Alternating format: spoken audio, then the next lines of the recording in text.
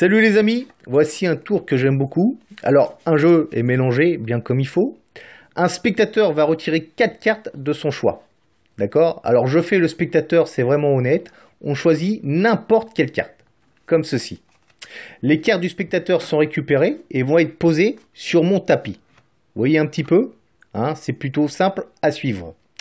Par contre, j'ai oublié de vous montrer un petit peu les faces des cartes. Vous pouvez constater que toutes les cartes sont des cartes différentes. Et je vais essayer de vous faire quelque chose de sympa. Dans cet étui, j'ai des cartes qui ont appartenu à Nostradamus. Et ces cartes sont capables de lire l'avenir. Hein? Vous êtes curieux, vous voulez voir? Eh bien, regardez. Ce sont 4 cartes bleues.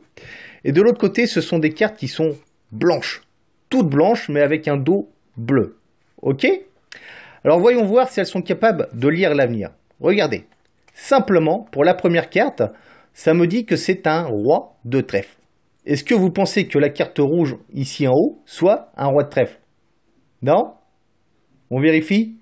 Bon, on va récupérer la carte rouge et on va frotter un petit peu sur le roi de trèfle, la carte qui a été prédite, et effectivement, c'est un roi de trèfle. Les 3 cartes blanches qui me restent dans les mains, on va essayer un petit peu de voir ce que peuvent voir les cartes de Nostradamus.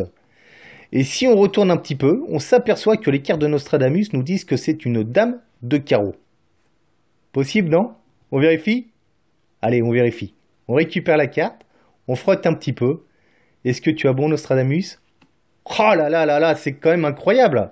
Hein? Vous voyez un petit peu, on va faire différent pour les deux autres, on les met comme ça. Et rappelez-vous, 2 cartes blanches. Regardez un petit peu. On va essayer de voir si elles sont capables, encore une fois, de prédire l'avenir. On va regarder les cartes, c'est un 10 de pique et un 5 de carreau. On va déposer les cartes comme ça. Et regarde, bingo, 10 de pique, 5 de carreau. Hein, tout est bon, les cartes ont été choisies à n'importe quel endroit du jeu. Et le pire, c'est qu'on peut faire un petit demi-tour. Hein. Et oui, revenir un petit peu dans le passé. Là, on a lu l'avenir. Mais si on revient dans le passé, le plus dingue, c'est que les cartes sont redevenues toutes blanches. Hein, c'est quand même incroyable ce tour. Et moi, je dis un gros bravo à mon ami Christian Grenier. Je vous invite tous à aller découvrir son blog.